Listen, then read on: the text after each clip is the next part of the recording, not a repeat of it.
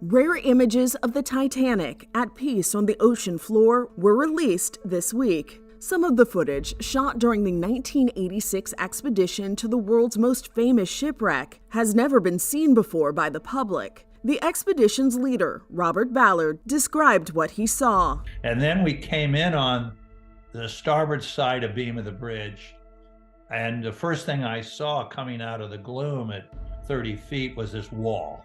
This giant wall of riveted steel that rose over 100 and some feet above us. I never looked down at the Titanic. I looked up at the Titanic. Nothing was small. And as we rose up its side, because we had to abort the dive at that point because we were taking water into our batteries, and as we rose up after that first dive that lasted just minutes, we began to see the portholes. And it was like people looking back at us. It was pretty haunting, actually. It took researchers decades to find the doomed ocean liner. The research expedition's engineer explained why it was such a challenge. Titanic lies in a part of the ocean that you would describe as an abyssal plain. It's over 13,000 feet deep in the ocean. The water is near freezing temperatures.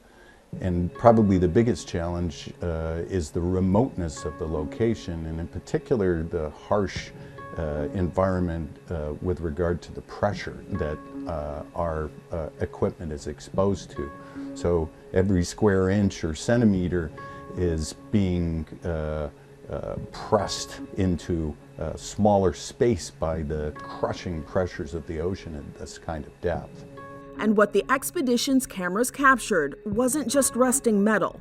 It was a graveyard. When the Titanic sank on her maiden voyage in 1912, some 1,500 people perished in the disaster. You were physically seeing their remains, which were eaten away and the bones dissolved, but sitting there were pairs of shoes. After the Titanic sank, those that went into the water that didn't have life jackets died of hypothermia, and their bodies came raining down. So it was like tombstones all over the ocean floor. A mother's shoes with her baby shoes. It was very powerful imagery to see where these people came to rest. And again, reinforcing that you were at a very sacred site where so many people died. And I think everyone wonders in their own mind, if I were there, what would I have done? Would I have, done anything to save my life?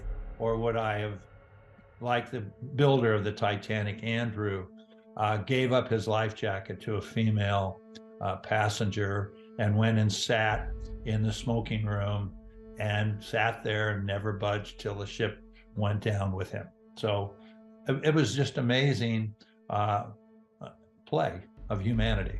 The Woods Hole Oceanographic Institution made the footage available to mark the 25th anniversary of the release of James Cameron's Titanic motion picture. This is Inside Edition Digital.